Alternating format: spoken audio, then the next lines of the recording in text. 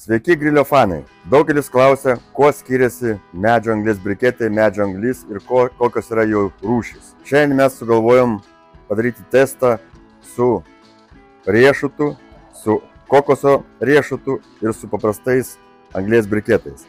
Mes norime juos kartu įdegti visus vienu metu, pažiūrėti, kiek laiko dega, kiek lieka pelenų ir tuo pačiu pasikalbėti apie jų kokybę, apie galimybės, apie karštį, ką ir kaip reikia kepti. Medžio anglis. Priklausomai nuo kietmedžio, koks kietmedis buvo panaudotas iki, sakykime, beržas, gali būti ąžuolas, gali būti kažkokie Azijos medžiai. Tai tą anglį, tą medieną sudegino vakuume, supakavo į maišus ir mes turime produktą, kurio kokybė priklauso nuo to, iš ko jinai buvo pagaminta. Kas yra briketai? Briketai yra koncentruota vadinama anglis, kuri lygiai taip pat išdeginama vakuume, bet jinai sumalama ir suspaudžiama į tam tikras formas, sakykime, kukulius ar bulvės ar kiaušinius, kaip kas pavadinti. Tai tų briketų klasifikacija yra tokia. Pavyzdžiui, jeigu lyginant kokoso briketus, tai jie gali būti 98% kokoso, bet gali būti ir priemaišų. O kuo daugiau jie turi priemaišų, to reiškia daugiau turi pelenų. Ir to trumpėja degimo laikas. Tai tas grynumas priklauso nuo kokio koncentracija žaliavos iš ko pagaminta turi būti pačiam briketui.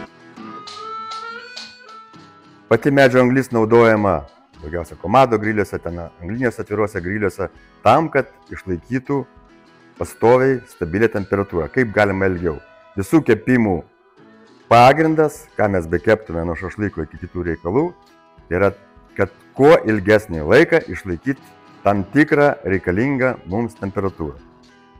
Tai jeigu, pavyzdžiui, medžio anglis išlaiko, sakykime, iki 1,5 valandos iki 2, tai ten rašo gamintojai, gal ir trumpiau, tai, pavyzdžiui, koncentruota anglis išlaiko iki 3 ir 4 valandų, net irgi 5 valandų. Priklausomai nuo kokybės, nuo kiekio ir nuo pačio koncentrato dydžio. Čia yra lazdyno riešuto anglis, kokoso riešuto kevalo anglis, paprasta medžio anglis, nupirkta supermarkete ir mes pažiūrėsim, kaip jos tarpusavėje dega. Dabar mes įkursim visus degtukus vienu metu ir sudėsime įsidegti.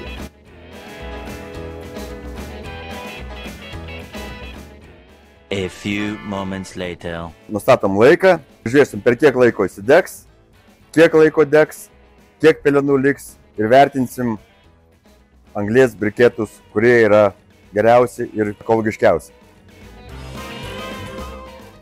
Praėjo 10 minučių, grįžom pažiūrėti, kaip sekėsi įsidegti anglim.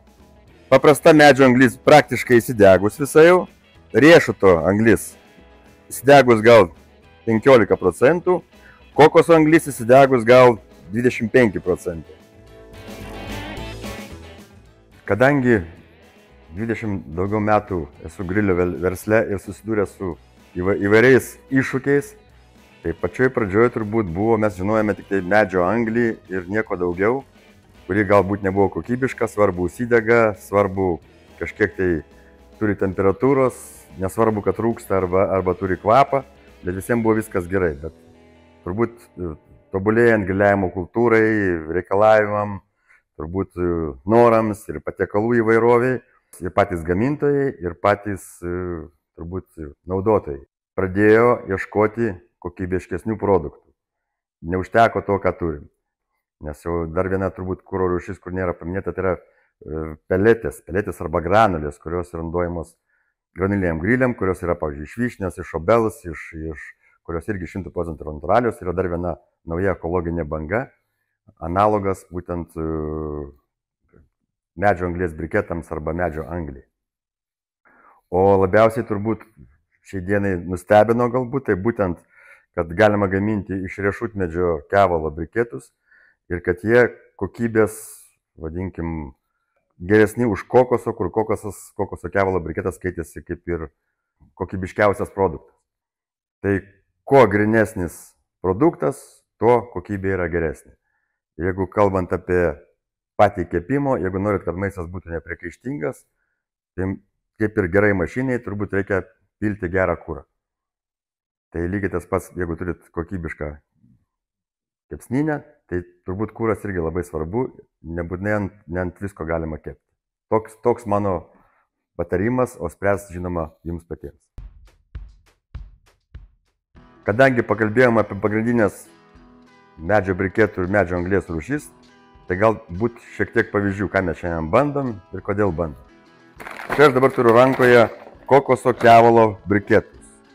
Prieš keletą metų galvoju, ypatingas produktas, specialiai būtent ypatingai Kobo griliam, galbūt ten Weberio arba Napoleono griliam, kad išlaikytų stabilią temperatūrą, labai gerai įsidega, labai dega. Turbūt degimo laikas gal kažkas 2,5 valandos. Galvojau, kad tai jau čia yra geriausias produktas, bet pasirodo, kad gamintojai vis dėlto žiūri, kaip pasakyti, ne tik tai į ką turi geriausia, bet dar daugiau toliau kūrė. Tai šiuo metu pasirodė Lazdynų riešuto kevalo briketai, kurie dar ilgiau dega, dar mažiau pelenų ir pagal testavimus bent jau europinius kokybė geresnė. Tai dėl to mes ir norim pabandyti šitos briketus su kokoso kevalo briketais ir su briketais iš supermarketo, tiesiog palyginimui, per kiek laiko dega ir kodėl taip turi būti.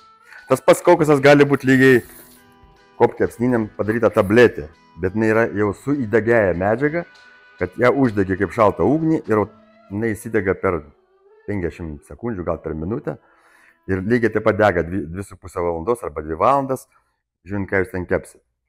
Tie patys briketai kokos yra po 2 kg, čia kito gamintojo, bet jie yra pakankamai geros kokybės, bet, kaip sako, vis tiek žmonės renkasi pagal savo skonį, norą, kiekį ir ką nori kepti. Dar yra viena kūro rūšis, jinai gaminama ir iš kokoso, ir iš Lazdynų riešuto, tai yra vadinamas heksogenas. Turbūt heksogenas dėl to, kad gal mes taip vadinam, gal dėl to, kad būdavo šešiakampis, dabar tie kampai truputį suapvalinti. Tai čia turbūt pats geriausias kūras, koks yra pagamintas. Dėl ko taip yra? Dėl to, kad jį naudoja restoranai, dideli, kas kepa su džosperiais, net į tą patį grilių galima dėti. Čia yra vidury skylutė, jis yra didelis ir ilgas ir jo degimo laikas yra, nežinau, 5 gal ir daugiau valandų. Ir tai daro procesą, kas dirba visą dieną, ten restoranai, ten kavinės, gal lauko kavinės, kurie nori naudoti kokybišką kūrą. Tai uždėjus 10 kg turbūt pakankamai ilgą laiką dega ir jokio dūmo, jokio kvapo, išlaiko temperatūrą, lengva, kaip pasakyti, dadėti, jeigu reikia vieną kitą briketą. Tai turbūt čia yra ateities kūras, kuris bus naudojamas ne tik tai medžio anglis, bet ir būtent, kaip aš minėjau, heksogenas. Praėjo 30 minučių, testuojam mūsų anglį. Medžio anglies briketai gerokai apdegę ir jau pasidengę pelenų sluoksnių. Lazdynų riešuto briketai 100% dega ir turbūt sudegimo procentas yra galbūt, nežinau, 5 gal ir nėra. Kokoso briketai yra lygiai taip pat 100% pasiruošę kepimui, sudegimo požymių nėra. Gal biškai neįsidegė vienas angliukas, bet jis neįsidegė turbūt dėl starteris, kad buvo galbūt šone. Aš galėjau jį apversti, bet tai čia nekeičia esmės. Turbūt greičiausiai įsidega ir greičiausiai sudega medžio anglis, kokoso ir riešuto anglis, lyginsim, kaip bus toliau. Pristatėm briketus, dabar truputį keli žodžiai apie anglį. Tai kaip minėjau, medžio anglis gali būti iš įvairių medžio rūšių, bet turbūt nelabai esat girdėję medžio anglies iš alksnių. Tai šiai dienai vėlgi viena kokybiškiausių anglių. Naudoja šitą anglį net Michelino restoranai. Jinai be galo švari, ant jos kepamas, vadinamas juodas dėtis steikas. Labai greit kelia temperatūrą, labai mažai pelenų, labai greit įsidega. Ta prasme, viena iš turbūt kokybiškiausių šiai dienai gaminamų anglių. Kas mėgsta ilgą kepimą, tai yra turbūt pasirinkimas yra žymiai didesnis, bet vadinkim, čia yra 15 kg maišas. Jis nėra didelis, nes paprastai būna čia 10 kg, bet tai reiškia, kad yra kietmedis. Čia kietmedis iš Pietų Amerikos, yra pakankamai ilgai degantis medžio anglis, Galbūt čia ne šašlykų ir ne kažkam, čia ilgesniam gal kepimui. Tiesiog kas mėgsta ilgus kepimus, ten galim duoti tą anglį, kuris maža maišė telpa 15 kg. Grįžom stebėti mūsų degimo procesą. Praėjo beveik 50 minučių. Situacija tokia. Medžio anglis priartėjo stipriai. Mes dabar visus su šita šakute supurtysim. Pažiūrėsim, kiek pelenų ir kiek medžio anglis, kokosas, riešutas. Tokia situacija po 50 minučių su visais briketais. Žiūrim toliau.